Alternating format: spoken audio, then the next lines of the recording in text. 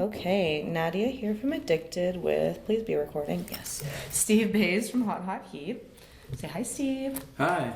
Awesome. Steve. So, we had a little bit of preamble before this, and I'm going to apologize in advance, like I said I would, for asking the question that I'm sure everyone today has asked you. What's going on? Why is Hot Hot Heat saying goodbye? I don't have a definitive answer other than just felt like a good time. It was it's a record I really like, and I don't know. I wanted to go out on a note that it just felt like a farewell record.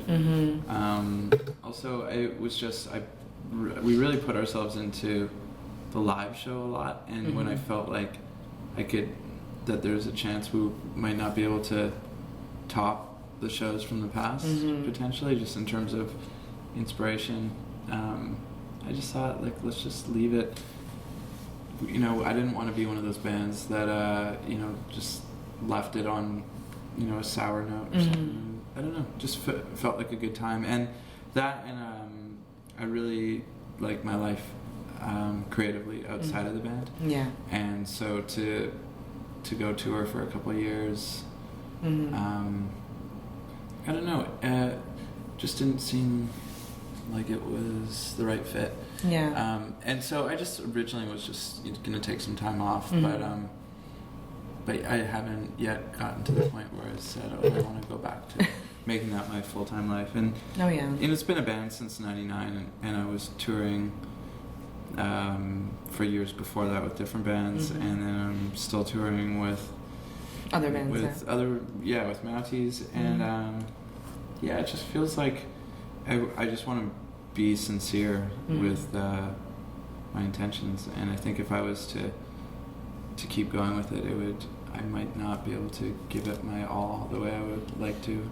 Well, it sounds like 99, that's a teenager that you've raised at this point, pretty much. You know, you've spent so much of your life with this band, and especially if you want to be doing more things like collaboration, as much as technology can facilitate collaborating from across the world, it's not as organic. So it definitely sounds like you're taking the right path, and you've already made awesome new music outside of Hot Hot Heat. So Mounties, is that going to kind of be the next thing that you're going to hang out with for a while? What else can we expect in the world of Steve Bays collaborations? I've got a new Mounties record that is on its way to almost being done. We're kind of working on 2 records at once with Mounties, and so going to finish the album this summer, and then I've got another project for a trade, which we're almost done that, and then I've been just doing co-writes. I did some stuff with Diplo and Steve Aoki, and wrote for the new Fits in the Tantrums album. The one that's out right now? Yeah, the one that's coming out? The one that's coming out. Or is it out? I don't even know. I know they have a single. I lose track.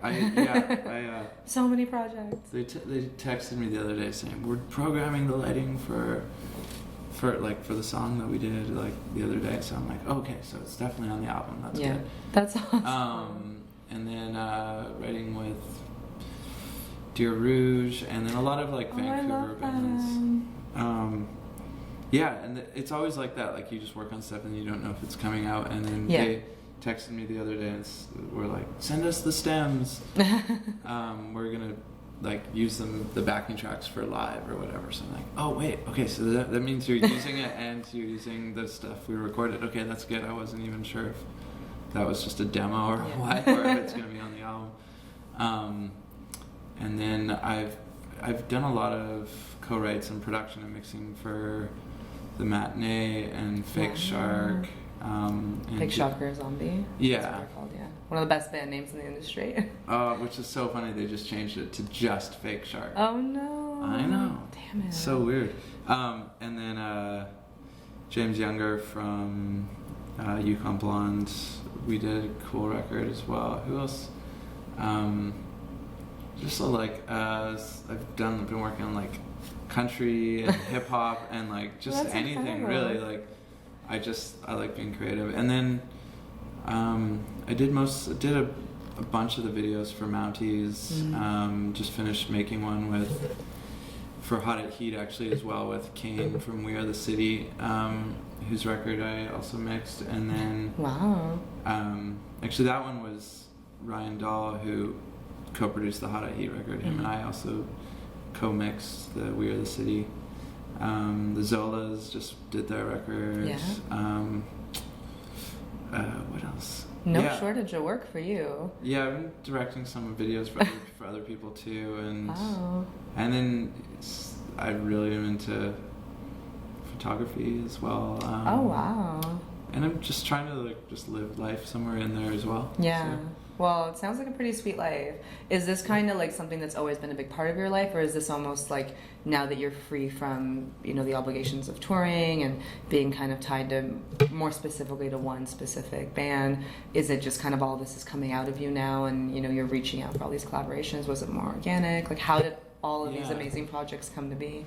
I think I was always into doing a lot of different things. Like as a kid, I was making short films for years, like just constantly making these little like comedy skits and movies, and I would do like radio shows with friends. I was really into drawing. I was always like the kid that would get to leave class to go to like drawing camp and stuff, and like and I was really into I wouldn't say I was into learning that much, but I did go to university and I've always been interested in learning and challenging myself, and I just need to constantly be moving and changing and learning, and I find it really difficult to stop and like analyze what I'm doing, and so it really felt like I was going against the grain to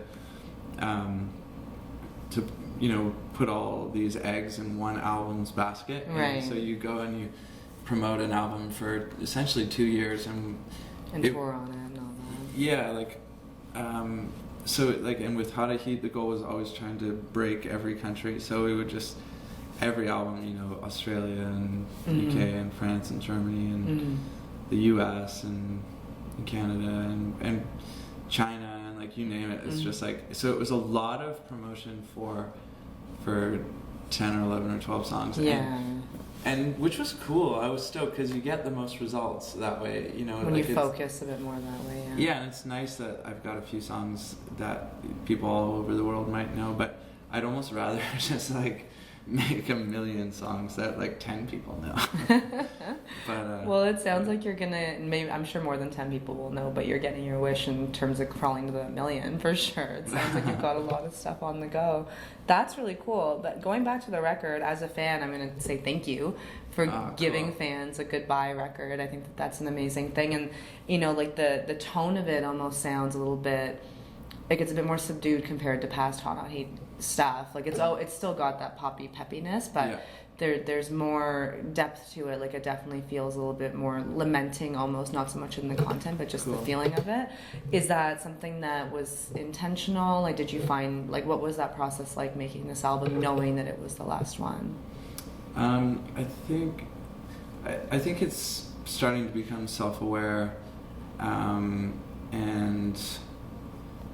like we started as a punk band and we really exploited that sort of I don't give a shit attitude that it's just like that you get from your punk heroes, and then eventually you kind of go, no, actually I do kind of care. Actually, I care a lot. I care about my friends and I care about certain things, and just growing up a little bit and using that energy and harnessing it and being able to be more present, be more focused, and just a bit more thoughtful. But I still like the aesthetic of dirty bass and dirty keyboards, and it's still like high energy music, but just thematically I like things that give me a feeling that I can grab onto. It's like if you watch the Twin Peaks series, like as soon as you hear the music, it's like, whoa, It grabs you. You have a feeling, and that's giving the listener something. It's like, wow, I have a feeling in me that I wouldn't have had otherwise. Like, it feels like you're getting something for free, you know? That's a great way of putting it. I definitely hear like that maturity and that self-awareness for sure, like in the lyrics and the tone of the music, but you definitely still get that signature grime factor that we've all kind of come to love.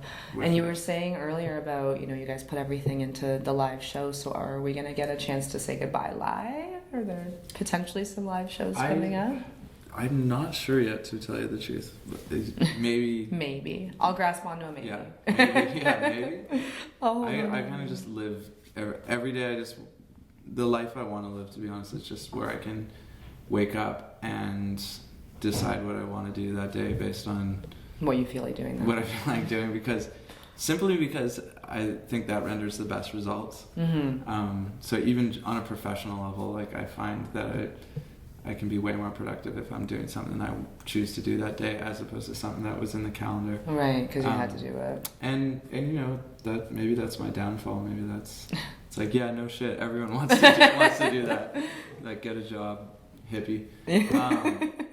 But yeah, if I can pull that off, I'm gonna do that. So yeah, it's so hard for me to say what the future holds. Right now the present is just it's an exciting time. It is. I mean, I don't think you need to get a job because you've got like a billion from what I'm hearing. So, you talked about kind of the longevity of the career with Hot Hot Heat. You've done some music before that, obviously, and now you're moving forward with these amazing collaborations and all these new projects. So what would you kind of, at this point, like kind of looking backwards at like what you've done, looking forwards, like what does that feel like right now to be at kind of this crossroads of saying goodbye to an awesome career in one sense and moving forward? I like the feeling of being in transition, and with a band, it's kind of like, it's exciting when you feel like you're on the up and up and up, and it's like, oh, things are getting better and better and better, and then all bands kind of reach their comfort zone, like they plateau, and if you're lucky, you can hold on to that. But once I felt like, oh, okay, this is kind of approximately how it's gonna look and how it's gonna feel, like, then I was just like, well, is this it's a good life and I'm excited, but is this really what I want to do? And so I think I just really crave transition and being surprised and just not really knowing, who's gonna call, and so yeah, I don't know, I kind of like right now. And also I find with the kind of songs that I want to write are songs that I can't just like sit down and decide to write. Like they come to me if the stars align, and so all I can really do is try and set up scenarios where the stars are the most likely to align, and I'll just but it needs to feel real, and it needs to feel like a legitimate emotion, and it needs to feel like lyrics that I stand by. So I don't really want to just be like, well, this is what's best for my career, so I should just write this kind of song. And I feel like even with Hot Hot Heat, like whatever sound was kind of cool at the moment, I felt like we intentionally didn't want to do it because you went the opposite direction. Everyone's like, oh, you think we're supposed to do this kind of music now? It's like, well, now, okay, that just made it uncool for us. Thanks. Yeah.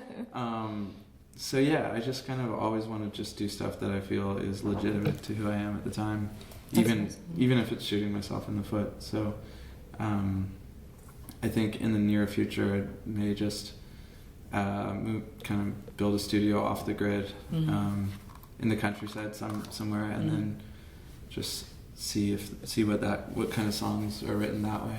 That'd be really cool. Well, I was gonna kind of end this off by asking you what the future holds, but we've talked a lot about that. You've got the present seems to be holding a lot. I mean, is there some big project that you'd like to kind of undertake at some point in the future, a dream collaboration, just something that now that you're looking forward, like what would be the next big exciting thing for you? I've always avoided the cliche of singer breaks up band and does solo record that nobody likes. No, that doesn't usually go well. but Hawksley actually has been forcing me to do a piano record, which I may actually, I'm starting to warm up to. That's a really cool idea. I mean, I don't know how much more like organic and raw you can get without that. Yeah, it would be fun to actually have something that where I can sit down and play a bunch of songs without having to have, you know, Ableton set up with a synced up lighting rig. So yeah, I might make my own record, and then can it, and then put it out 10 years from now. Yeah, and then, I pretend you made it 10 years from now. Yeah, totally. I definitely, we're working on, like I said, 2 Mounties records sort of at once. At the same time. I think I've been getting asked to do more co-writing lately, and I kind of like that. The last little while I've been doing so much mixing for people. Like I just produced and mixed the Gay 90s new record. Nice. And that's been really cool, but it's really made me want to take a break from mixing, because I love the side of kind of being a mad scientist and going in that room by myself and coming out 12 hours later, you know, just ripping my hair out. Like, it's really challenging mixing, especially if you're trying to push it and make it sound like something you haven't heard before. Like, it's just such a fun art. It's like being given an approximate chunk of clay and them saying, you know, okay, here's a human standing there holding an apple. Like, now, like, you know, well, the clay is still fresh. Like, give it some sort of twist. You know, it's like, oh, okay. I want it to look like, I don't know, like 3D cubes or like sugar cubes in this shape of a human, you know, or whatever. Like, you can just put any sort of twist on it. And I really also like the honor of, you know, taking a band's blood, sweat, and tears, and, you know, it takes so much out of a band to write and record a full record. So to be given that, and then to say, now make it sound good, like good or better, or don't fuck it up at the very least. Like, it's just such an honor. So that's really fun. But at the same time, as much as I love that left brain side of music, I think I would like to go like just down the rabbit hole again for a little while and just create rather than adjust, kind of thing. Just be a freak. Yeah, like sometimes I feel guilty about being like a weird freak when I'm in that songwriting mode, and then and I think that's why I like the left brain side, because I feel like, see, look, I'm normal. Like, I'm a professional. I can do stuff. I can be hired to do things at a flat rate and deliver a file. You know? And then if I do too much of that, like, I'm like, oh my god, I'm giving up my art. Like, that's got to be a little stifling if that's not what kind of comes naturally to you. Yeah, it is weird. I guess, like, I grew up in a family where my dad was in the army and the navy, and he was just like, and then he had like different practices and like got into real estate, and like he was really a hardworking guy, and so I just knew him as like an immensely hard worker. So I think it felt weird for me to just be like a musician. Just felt like in my head I couldn't justify. Like, there's a guilt factor almost. Yeah, I get it. And then I was also, I think guilt was just the way I was, like, it's what I took out of being a child. Like, anytime I did anything wrong, and if I was punished in any way, or like, I would really feel that guilt heavily. So I think I'm like constantly driven by guilt. Like, I'm being too much of an artist. I'm not enough of an artist. Oh. But yeah. But I'm lucky that I have that luxury of being able to jump between different things. And I really like to multitask as well. Like, when I was on tour in Europe last year with Mounties, and I edited this video that I had done for Fake Shark for this song we did called Cheap Thrills. I think it was like 150 hours of editing or something ridiculous. My God. But I was just sitting in the van. May as well multitask. Driving from, you know, Berlin to wherever, and then in that time, I remember once we were on the ferry. It was like a 15-hour ferry ride, and all I had was my phone and my bandmate Carrie. He's got another band called Prairie Cat, and he was just releasing his record. I was like, let's do a video. So we just shot a video and like my phone died quickly, so we used his BlackBerry, which is like not the best technology, but we did a little super video. Canadian though. Yeah, no, it was did it out of my allegiance to RIM There you go. technology, and then before a gig we shot a video for Limb Lifter, because Ryan from Mounties, he's got another band, Limb Lifter, and we shot a video for a song called Hotel Knife, and the camera we were using was kind of like really grainy and pixelated, and we shot it in low light, and so it just didn't look that great. So I just figured out some weird filters that made it look cool. It's like 10 different filters, and it just almost looks like a cartoon. Wow. And then it got nominated for something in some Breakout West or something like that, and I was like, what? We just did that for fun, and I like those kind of things where you're not overthinking it and there's no expectations, because I find then it kind of chokes out the more extreme ideas, but those extreme ideas tend to be closer to the personality of who's making them, you know, like a lot of bands that I've worked with, I can just tell when they're getting pressure from their label or management, and as soon as I see that pressure affect their art, it's kind of tragic. I'll talk to them about it, and because I've felt it before and I know what it's like, but the less you concern yourself with that, the more you can kind of go down that rabbit hole, and there's definitely stories of bands that, like The Cure, that wrote their biggest songs when the label said, like, we don't hear a single, and it's like, fine, like, here's like Friday or Monday I'm in Love or whatever. It's like, what is it? Friday I'm in Love. Friday I'm in Love. Monday I'm in Love.